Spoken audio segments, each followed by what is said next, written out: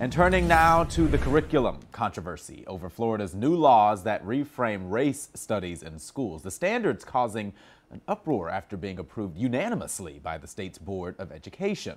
Local 10's Terrell Forney is live outside the Broward School Board with more on this one.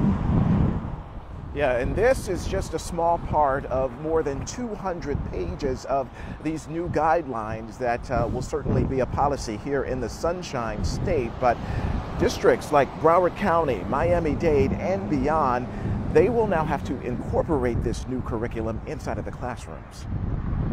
Controversial curriculum on the horizon for students in the state after the Florida Board of Education tweaked its guidance over how slavery is taught in classrooms. Specifically, the new guidelines require kids in middle schools be taught, quote, how slaves develop skills, which in some instances could be applied for their personal benefit.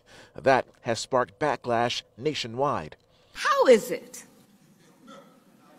that anyone could suggest that in the midst of these atrocities, that there was any benefit to being subjected to this level of dehumanization? In recent days, Governor Ron DeSantis has distanced himself from being involved in formatting that curriculum, but took issue with the vice president's words, saying, quote, Democrats like Kamala Harris have to lie about Florida's educational standards to cover their agenda of indoctrinating students and pushing sexual topics onto children. Florida stands in their way, and we will continue to expose their agenda and their lies, end quote.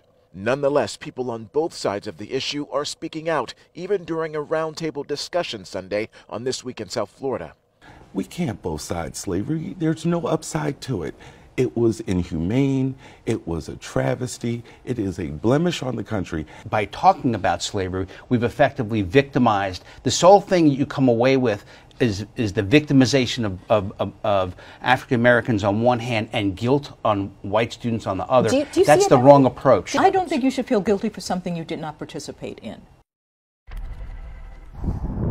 And so we know that Florida's Education Association, they are now speaking out against these new guidelines, saying that it will diminish, in their words, historical events, very important historical events. Also, we know that these guidelines for high schools slightly different. They will require the teaching of both the acts of violence perpetrated against and by African Americans. So certainly a controversial topic that has a lot of people talking in recent days. Reporting live from Fort Lauderdale, Terrell Forney, Local 10 News.